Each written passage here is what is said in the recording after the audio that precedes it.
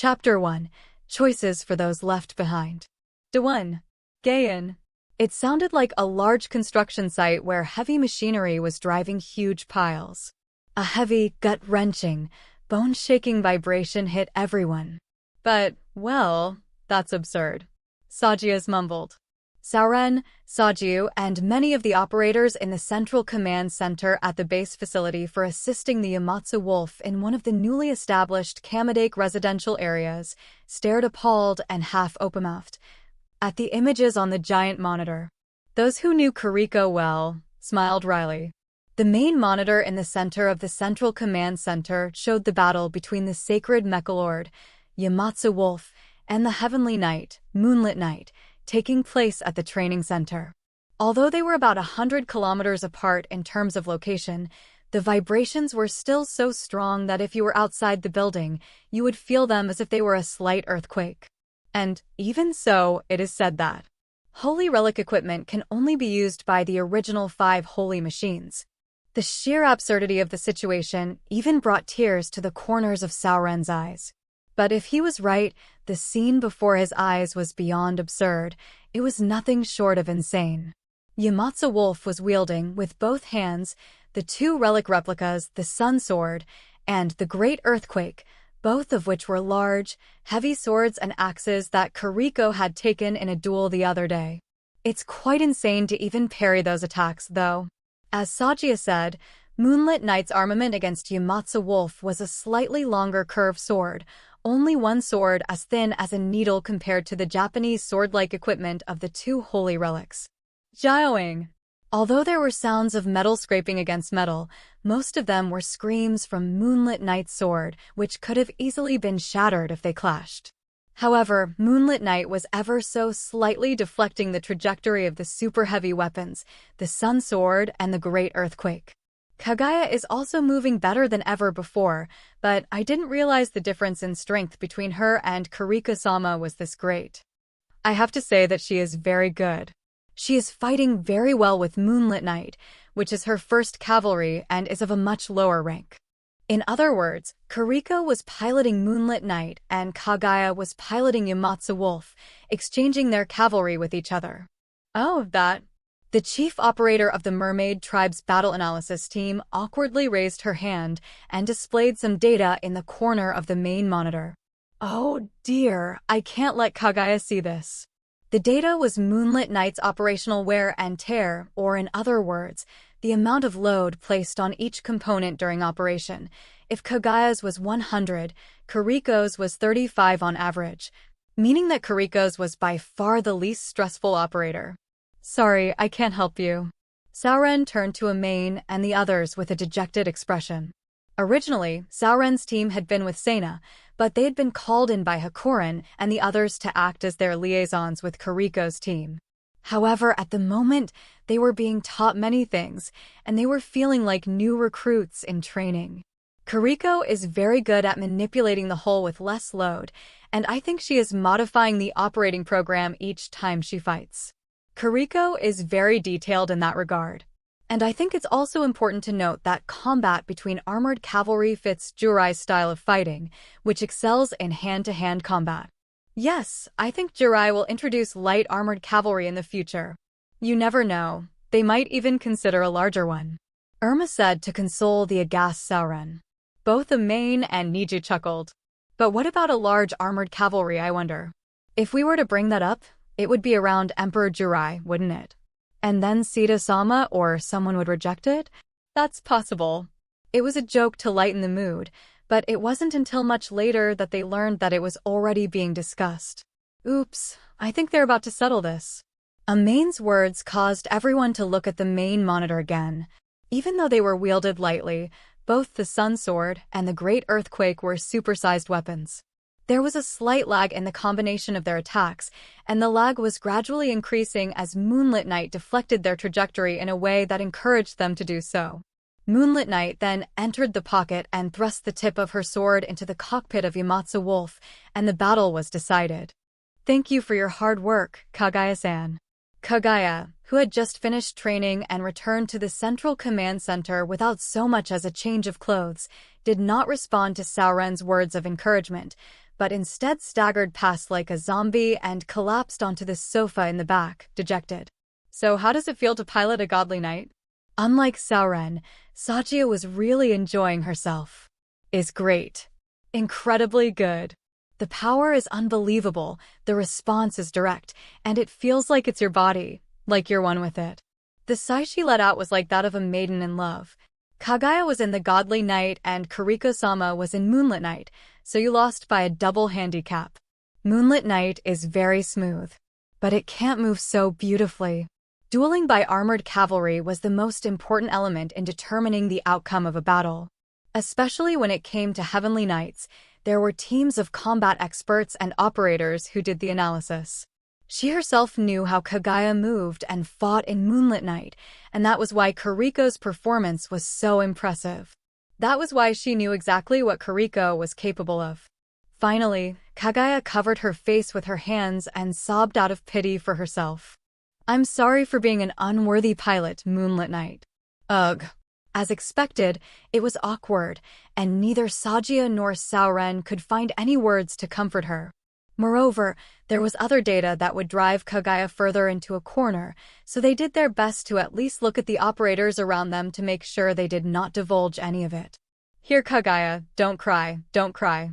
Amain, who had seen it all, approached Kagaya, and since Kagaya and Amain were close in personality, they had become good drinking buddies as of late. I understand your depression, but the Jurai royal family, even in the Galactic Federation, is one of the strongest groups of monsters in the human race when it comes to hand-to-hand combat. She hugged Kagaya's shoulder and gently patted her head. Even is the first time they move like that with their cavalry. Kariko is good at matching things like that for the first time. She's been in various departments in the military and GP, and well, she's a kind of specialist. Moreover, she was trained as one of Sito's ladies-in-waiting and also has a lot of real-world combat experience assisting Sena. Naturally, she had also analyzed Kagaya's fighting quirks through live combat training. We're honestly surprised too, but armored cavalry fighting really suits Kariko, doesn't it? Yes, it does. Well, you've found a good goal and you're going to do your best. Yes, Kariko would like to get more familiar with the cavalry, and she's a very caring person, so I'm sure she'll be very patient with you in training. Well, yes. Thank you very much. I will do my best. Kagaya wiped her tears and smiled at the comforting words of Amain and the others. In fact, Kagaya had been getting better and better since she started training with Kariko. But since Kariko was her partner, it was hard to tell how much she had grown. Just then, Kariko came in, showered and dressed. Good work. Good work, Kariko-sama. I'm honestly surprised that you can move so well for your first time as a pilot. I felt it during the direct training with Kagaya-san, but it was easy to control Moonlit Knight because she moves surprisingly close to Jurai's fighting style. I've made some adjustments to the operating program, so we'll discuss it with the team and have another adjustment training this afternoon. Oh, thank you. So, Kariko, how did you feel about Moonlit Knight? Sauron asked Kariko, looking a little apprehensive. Well, it definitely felt a little uncomfortable, like something was being processed. Yeah, I knew it.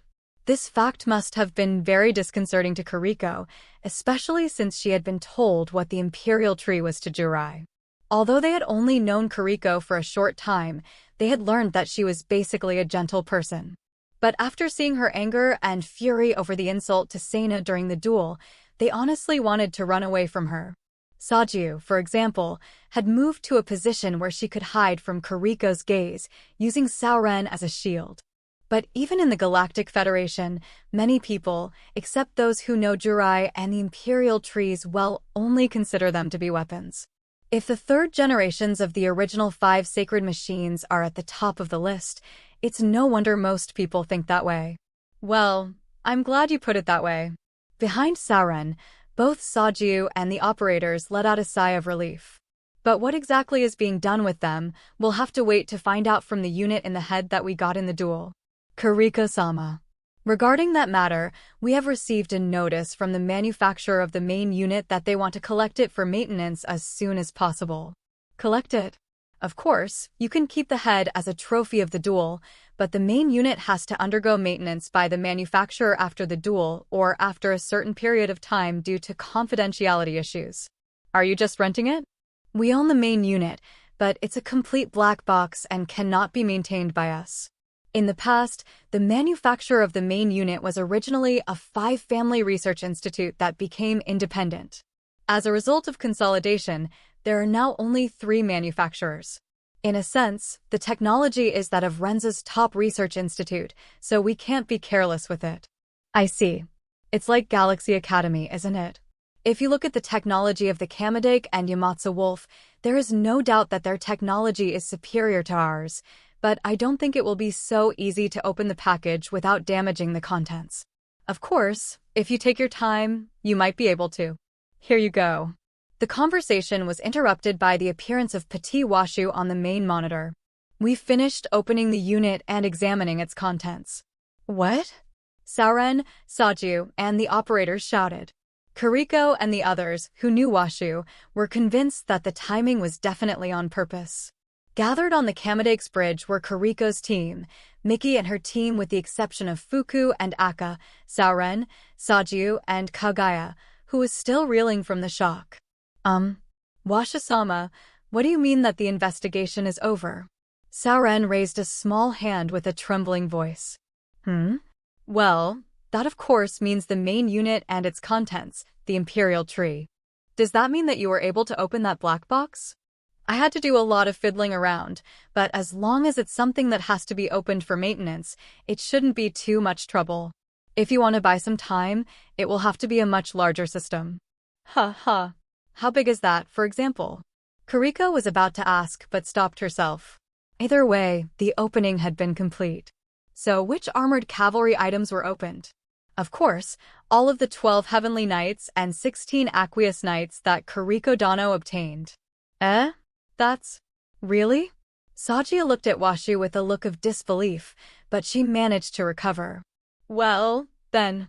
But when it comes to the main units of Heavenly Knights and Aqueous Knights, not all of them have the same mechanism. Moreover, there are 3 manufacturers. Each of them must use a different secret technique, right? Secret technique? I don't mean to say it like this, but it's a very pur technique if you ask me. Pur. I've been researching Moonlit Knight's level of technology, and I'm getting the impression that the manufacturer of the main unit is almost a monopoly company. Yes, that's true, but it was originally the Technology Development Division of the royal family, then it was spun off as a private company, and as a result of consolidation, it was consolidated into 3 companies. Is that relevant? If there are only 3 companies in Renza, and if the materials of the unit itself are special and monopolistic, it is only natural that there will be collusion, cooperation in a bad sense, and laziness that will stagnate the technology. There may be some differences between manufacturers, units, and each other, but if you have to open one up, it's easy to predict the structure. The Galaxy Academy's overwhelming size and long history, and most importantly, the students and researchers there love to think of and solve these kinds of nasty tricks. When Washu had access to Galaxy Academy's vast storehouse of technology, it was no wonder that no matter how clever the 3 makers were, they seemed so poor. Still, it's that simple? Sajia, you shouldn't take what she says too seriously. Just think that everything has been opened anyway, and don't pursue it too deeply. It's easier mentally that way. I see. Following Amane's advice, Sajio and the others quickly shoved the shocking thoughts into the back of their minds. Washu-sama, then why didn't you open the ZINV unit before? Kariko raised her hand. The atmosphere was beginning to feel like a school. Because that one is not to prevent opening, it's for sealing a damaged one. The scan showed that it had been sealed 3 times. And ZINV itself doesn't want us to open it. So do you know what's inside? Well, there are a lot of parts that I can't scan, so I can't do anything about it at the moment. Wow, even Washu-sama? Now it was Kariko and her team's turn to be surprised. There are things even I don't understand. Well, I can guess to some extent, but I'd like to have some proof before I open it. But I can't believe that such technology exists. Ha, I guess Sauren and the others know better than you do. Petit Washu smiled meaningfully and turned her gaze to Sauren and his team. Wow, we do. Don't tell me it's not called magic crystal technology. If our technology can't scan it, it's reasonable to think so. Magic crystal? Kariko looked around at Amain and the others as quickly as she could, but shook her head in a small way, saying no one knew anything about it. Kariko took one look at it and immediately looked to Sauren. Well, wait a minute. That's not very important information at the moment, so you'll have to ask them later. Petit Washu stopped Sauren from answering Kariko's question. Excuse me. Please continue your story. Sauren and Kariko quickly straightened up their postures, and Petit Washu, seeing that the others' gazes had turned to her, gave a small cough and changed her appearance to that of an adult. Well, before we talk about this, I want to confirm one thing first. Or rather, something I want you to choose. A choice. Yes, a choice. Washa looked around at everyone with an unusually serious face. The air in the room became tense at once, and Kariko and the others all held their breath. Washu's presence carried more weight for Kariko and her team than that of the head of the Galactic Federation. Even if it was in the form of the humorous and playful Petit Washu, it did not make much difference. Of course, she was trying to ease the tension with her appearance and tone, but the fact that she had changed her appearance to that of an adult, which she rarely showed, suggested that her choice was a very serious one. First, regarding the contents of the main unit, there are a few matters that conflict with Jurai's top secrets. Kariko Dano is the only one qualified to know about them, but we have decided that it is necessary for us to share information on this matter, and Jurai has given their approval. Naturally, once they hear about it, they are not allowed to back down. And how to judge and act after knowing it must be decided by all of you. What Washa said was so heavy that no one could question its meaning. It took a while to figure it out in their heads anyway. Does that mean that is the level of judgment we can make? I feel that we'll have to make a decision beyond that. Kariko's voice trembled a little as she finally said this. Normally, this would be something that would be discussed with the head of Jurai and then the head of the Galactic Federation. Geez, you're kidding. Amain exclaimed. Kariko and Neju were the only ones who could participate in such a political realm at this point. Amain and Ryoko were barely able to keep up, but they were at the lowest level of the group, just listening and not allowed to say anything. Why would you want us to make a decision at such a low level? Nevertheless, the conversation couldn't proceed if they just kept looking at each other. Kariko was the representative of the room. Her tone was firmer than before. It is because Kariko Dano and her team are the only ones who have been in contact with Renza at this point and have been officially allowed to move freely in Renza. Moreover, we need to make an immediate decision on the safety of Seina Dano. He is a first-generation Imperial Tree Master, Kariko Dano is a second-generation Master, and a member of the Jurai royal family, and the rest of them are close to Seina Dano. In other words, all of them are qualified to become the head of the Galactic Federation in the future. But that doesn't mean that you can just leave it up to us, considering the future of the Galactic Federation and Renza, right? That's right, Washa-sama, isn't this a bit too serious? On the contrary, I don't want to make things too serious. Washa let out a small breath, taking her gaze away from Kariko and the others, trying to ease the tension in the moment a little. That seems like a lot of trouble to us. In any case, it is too late for us to discuss it in the Galactic Federation and reach a conclusion. Jurai and the Academy. Which means that Emperor Jurai and Mikame Dano alone may be regarded as independent. Since that's the case, it's better to leave it to Kariko Dano and the others to make their own decision. In other words, if there's a problem, you're going to dismiss it as our arbitrary decision? Kariko's expression was complicated as she asked this. If she were alone, she would not hesitate, but as long as all the people here were involved, she could not make a careless decision. Even though the pirates' power on the Galactic Federation side has waned, we still need more time to have a direct exchange with Renza. In a sense, Seina Dano is like a prisoner of Renza. You don't want to create a disadvantageous factor in future negotiations, is that what you're saying? If it was the consensus of the Galactic Federation, then yes, it will take time for Jurai and the Academy alone to coordinate their opinions. If it is the Galactic Federation as a whole, it would be no wonder that it would take on the order of 100 years. Therefore, if Kuriko Dano and the others are reluctant to do so, I order them to cut off Seina Dano and return home or stay quiet on Reception. Oh no. So, you're on your own. But you've already taken the first step. In a duel, Kuriko captured the head of the Royal Heavenly Knights and a replica of their reliquary. Beyond inflicting the greatest insult, it was like selling a fight to Renza.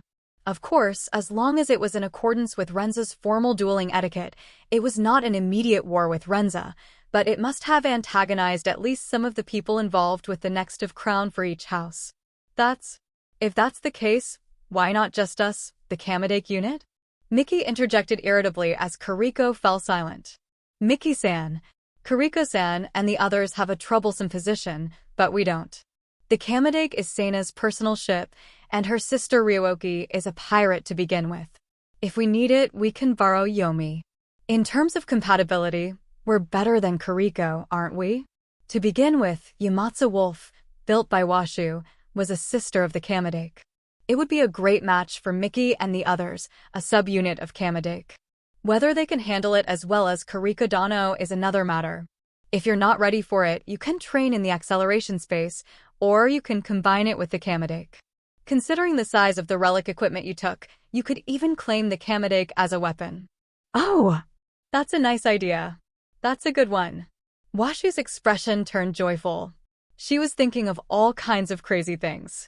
Well, if it's going to be a problem, I'll just run away to the next galaxy after I save Seina-kun. Miki's actions and thoughts were not blurred, in a good way. Of course, Miki was not immediately superior to Kuriko because she was much more comfortable in her position than Kuriko, but she was also valuable in the sense that she was able to speak her true feelings without hesitation, which Kuriko suppressed. And from the looks on Kerchi's and Dee's faces, it was clear that this was not Miki's sole discretion. Of course, Fuku would not hesitate for Seina's sake. Good God, you girls are so scary. Amain and the others were beyond amazed and even smiled. Miki and her team were not living in idleness. They were highly trained in combat with Kuriko and her team, and they had the backing of the Kamedake and Fuku. Kerchi, as NB, had been in combat with Seina since he went into space, and had played games with Tarrant. Fuku had plenty of experience as Kamedake too, and D had a long history of combat experience with ZNV in the great prehistoric civilizations. Surprisingly, Miki had the least combat experience. Hey Kuriko, I'm pretty sure that Sita-sama is the one who gave this order, so I think it's safe to assume that she's already done the groundwork here, right? Sito didn't like to gamble, and if she was going to leave it to Kuriko and her team, you could be sure that she had already prepared for the worst that could happen. She was probably watching with a grin to see how Kuriko and the others would act. Then, why don't we let them have their way too? Yes, that's right. If the other side is planning to cut us off, it would be foolish to pay too much attention to them. We are Seina-san's wives, so we should put our husband's safety first. Amain, Ryoko, and Neju agreed with Miki. The rest were waiting for Kuriko, the first of the wives, to make a decision. After a moment's hesitation, Kuriko looked at Saoren and the others. What about you, Saoren? Of course, if you disagree, you can leave this place. In other words, Kuriko agreed with Miki's opinion. But they could not force Saoren's team to do so, since that would cause a commotion in Renza, and since Saoren's team was working with Kuriko's team, they could be treated as traitors if they did not do so. Please don't worry about us. Hakuren-sama and the others asked us to do this, and our job is to fulfill Kuriko-sama's will in any way we can. Saoren's team stood in unison, looked at Kuriko and the others with firm eyes, and bowed deeply. Thank you. We thank you, Washa-sama. Since that is the case, please continue with your explanation. It seems we are all in agreement. I understand. Washu activated a huge monitor in the center and changed her appearance to Petit Washu and her costume to a professor's uniform. Now, Kuriko's armored cavalry are 12 Heavenly Knight class and 16 Aqueous Knight class. In conclusion, all Imperial trees in the unit were juvenile fixed trees like ZNV. The problem is that all the trees are a kind of clone. Oh no! The clone trees are. Excuse me. Kariko was about to blurt, but decided that even if it was not a top-secret matter, she, who did not yet know all the details, should not interject so easily and restrained herself. Cloning from a single cell, from genetic data, cannot produce an imperial tree with power. But there's actually a way to make it possible. At this point in time, though, is that something you are allowed to talk about here? Technically, it's not that difficult. It's at the level of early civilization. So you're saying that the technology is not the problem, but the way it is done? Sauron's expression was quite grim and apprehensive. After all, it was being done in Renza, and there was the possibility the Kariko would be upset. Well, you'll have to wait to hear about that. The point is, we can have them diverge in the stage before the seed grows to fruition. It's just like how twins are born in animals. No way. How is that possible? The seeds of the imperial tree have a low probability of ripening, but the probability of ripening is almost the same whether the seeds have been modified or not.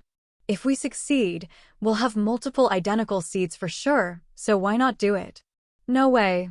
Kariko stared at Petit Washu, realizing something. We don't do that in Jirai. I mean, there are natural cases of it occurring, so why bother experimenting with it? Natural twining? Don't you recall hearing about twins?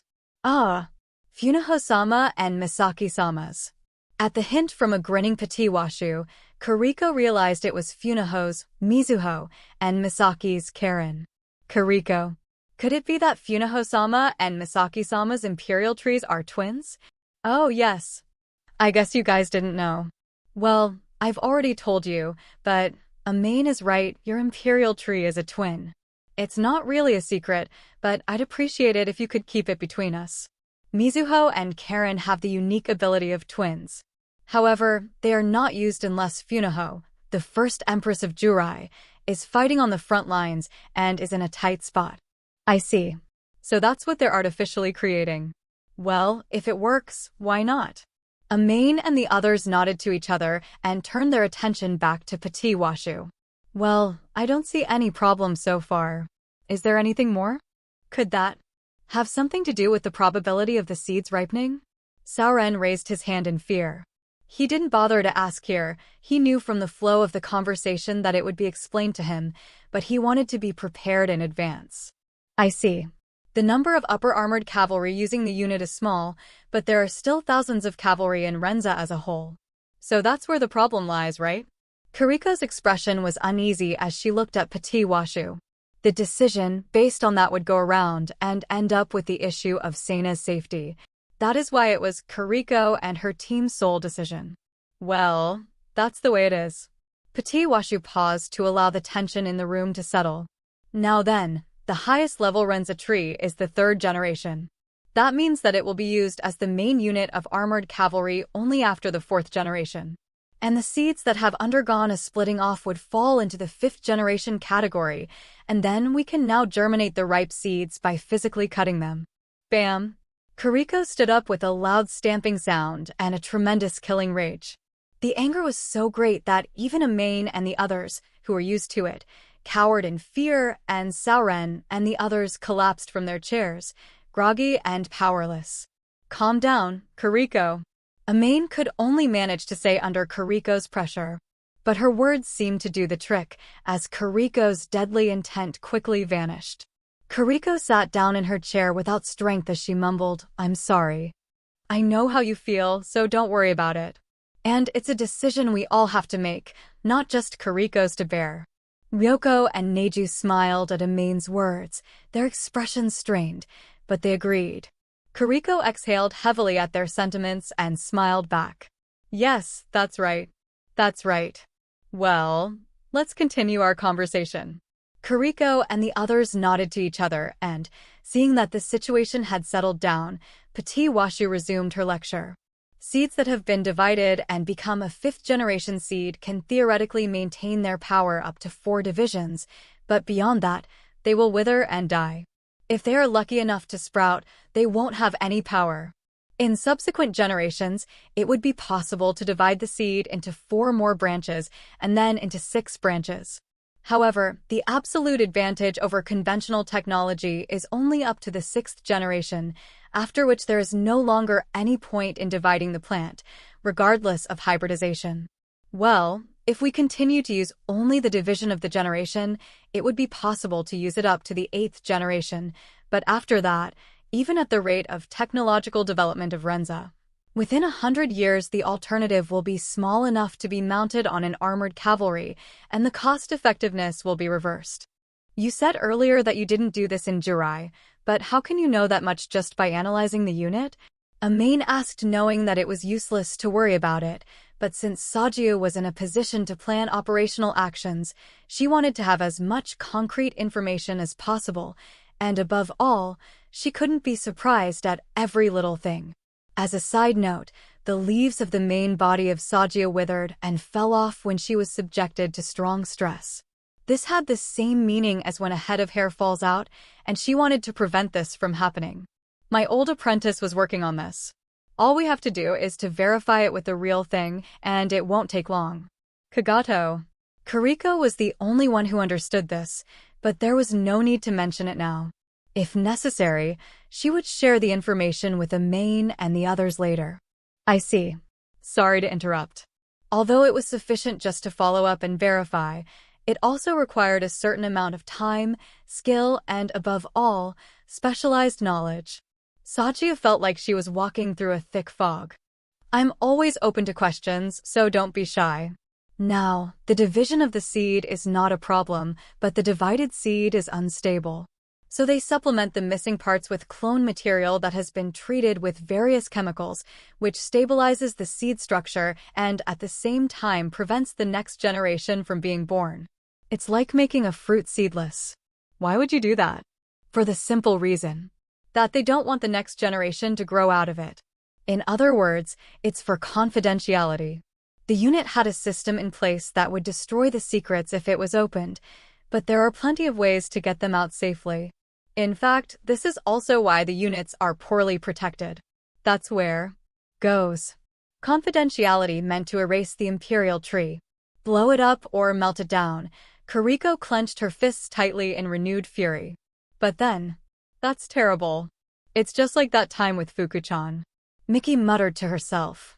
She was remembering the time when Fuku was being experimented on at the Tarrant base. She had been subjected to the same thing as the royal tree in Renza that Washu had described. Yes, that's right. We too saw Fuku-chan as a tool at first, didn't we? Kariko's anger was quickly awakened there, and she looked awkwardly at Petit Washu. It was ironic, but fortuitous, that Miki's words brought Kariko back to her senses. So it turns out, people can be ruthless where it doesn't concern them. Kariko and her team once saw Fuku as part of the Kamidake system. One couldn't unilaterally blame Renza for thinking of a lower generation tree as a weapon, especially when it had no willpower. Even we are aware of the existence of Imperial Tree and Imperial Ship because there are many facts that we learned because we met Kariko and had direct contact with Imperial Trees. It's no wonder that in Renza it is seen only as a component of a armored cavalry. Before that, I guess you don't even think that there is a will there. Well, it would. Sauren's team gave a small nod of approval as Amain, and the others looked at them. I see.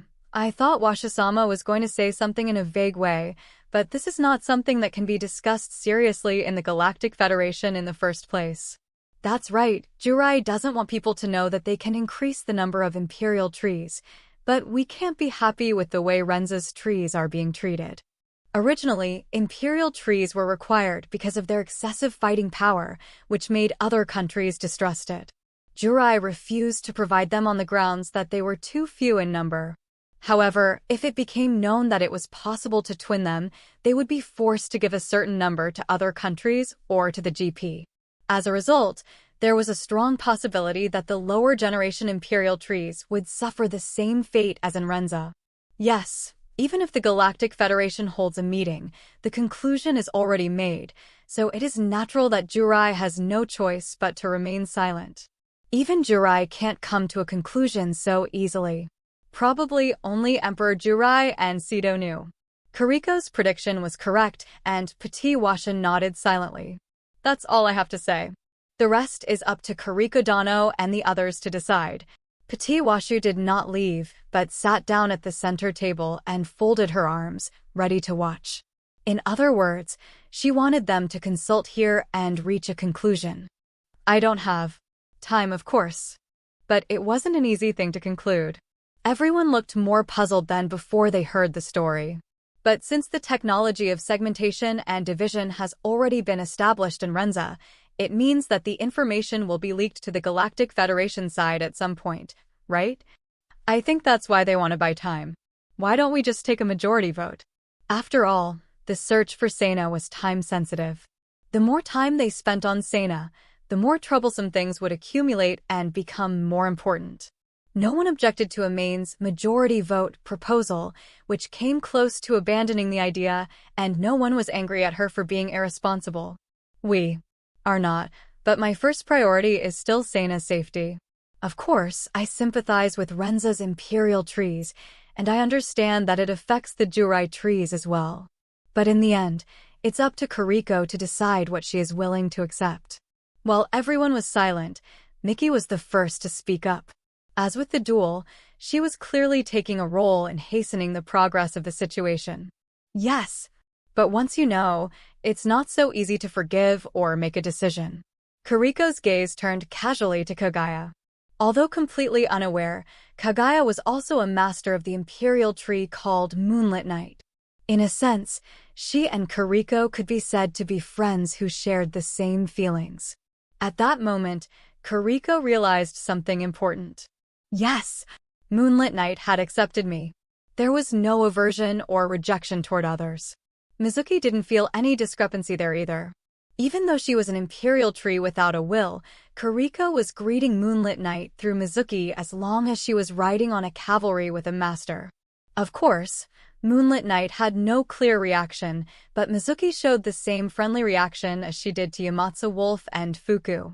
If there was something wrong with Moonlit Night, there was no way Mizuki would not have noticed. That means Moonlit Night has no fear or dislike of people, but perhaps a fondness for Kagaya. Kariko thought back to her earlier training. Yes, Moonlit Night's discomfort is the lack of response. Kariko, in her position as Sito's subordinate, had experience testing combat vessels with lower-generation imperial trees in Jurai. Surprisingly, they were more straightforward to operate than the higher-generation imperial trees. Of course, the higher-rank imperial trees were more responsive when they start to work well together, but the lower-rank imperial trees are much easier to handle at first sight. The lower-generation imperial trees don't have a clear will, but it still has something akin to emotion. And the goodness or badness of the emotion is directly manifested in the response. Wait a minute. Think about it. Kariko pondered, trying to catch a clue that might give her some kind of clue, and everyone watched her without interfering, perhaps noticing her struggle. Yomi, did you feel anything from your opponent's armored cavalry during the duel? She would have preferred to ask Mizuki, but Yamatsu Wolf was close by and more relatable, and she thought that just as Fuku and Mizuki were good friends, Fuku's sister Yamatsu Wolf might be able to understand their feelings. I'm not sure, but she seemed to be crying. She was crying. She was happy to see me. Moonlit Night-chan seemed to be having a good time. Do you know which one was crying? The first ones to play. Thank you so much for. There is no point in asking any more questions. The one crying was obviously the Heavenly Knights, which were ridden by the next of Crown group of riders. But the other armored cavalry units, like Moonlit Night, had no ill feelings toward their master. In other words, the act of taking away the heads was tantamount to separating the master from the imperial tree. It's infuriating that they're mutilating those seeds as weapons, but that doesn't mean they're all the same when you look at how they treat them. If you were from Earth, you knew the saying, when in Rome, do as the Romans do. It was a mistake to try to force people to do what you said because it was different from your own common sense. Each place had its own rules, and those rules may be necessary for survival in that place. Of course, if there was something that needed to be corrected, you should have a discussion, but if you were to suddenly start using force, the other party would not accept your opinion. And if that left a bad impression on the future of the Galactic Federation and Renza, they should move as cautiously as possible. In a sense, I guess that means they will cover up for us afterwards. If Emperor Jurai and Sito wanted to, they could force the order to return, and there were many ways to coerce a main and others to do so. It would be a mistake to believe that they did not have any diplomatic relations with Renza. Sito is sure to have infiltrated us in various ways. The same applied to Hakurin and Marcy Diplos, who became Kuriko's secretary. The issue of Renza's secrets going to the Galactic Federation is out of our hands and not something we have to deal with. And maybe the development of the first Kamedake unit. If you could build a high-performance ship without using the lower-generation Imperial trees, then that would be used as the main force. Especially for military use, it was better to have a steady supply of ships that did not need to worry about wear and tear, and that were good enough for the mission, than to have excessively high performance that was difficult to increase. Kuriko took a deep breath to calm herself and looked around at Amain and the others. It's virtually impossible to stop Renza from doing what they're doing to the Imperial trees. It's out of our control whether the technology leaks to the Galactic Federation or not. We have no choice but to ignore it. But as for the children who have come under our protection, I think we should be the ones to make the decision.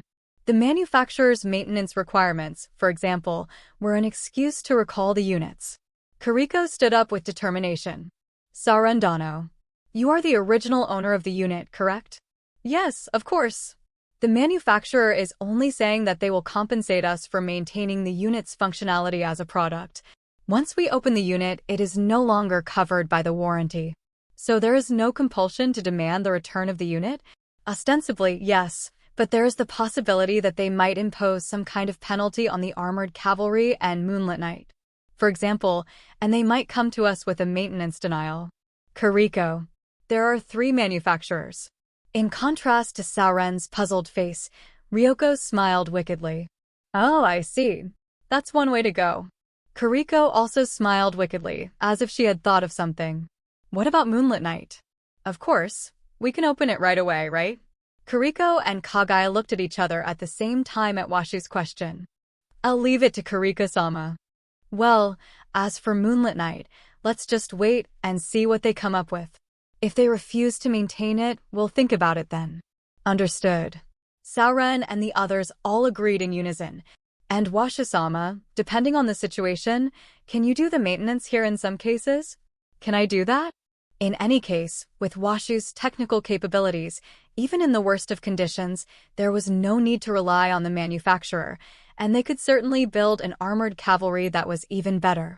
The question was whether or not Washu would pull her own weight then. As a philosopher, Washu was in a position to make ethical judgments about technology, but only about things that were for the general public, and if Washu knew someone who knew someone, the fetters were easily removed, and the result of her hobby was Kamedake and Yamatsu Wolf. Before I do that, there is something I want you to look into, Sauron-san. Depending on that, I may have to consult with Washu-sama about various things. Don't worry about the budget, it's been approved by Lady Sito. Kakik. I knew it, that bitch. Amain yelled as she stood up. Kuriko and the others, of course, agreed with her, closed their eyes and wrinkled their brows. It looks like you don't have to worry about it. I'm going to make that old lady upset at best. At Mickey's muttering, all the victims who had been pushed around so much by Sito smiled wickedly. And Sauron's group, unaware of this, were trembling like newborn puppies in the corner of the bridge at the strange atmosphere of the group. Keek. This is getting fun, isn't it? And then Petit Washu, who loved festivals in the Galaxy Academy style, smiled with joy.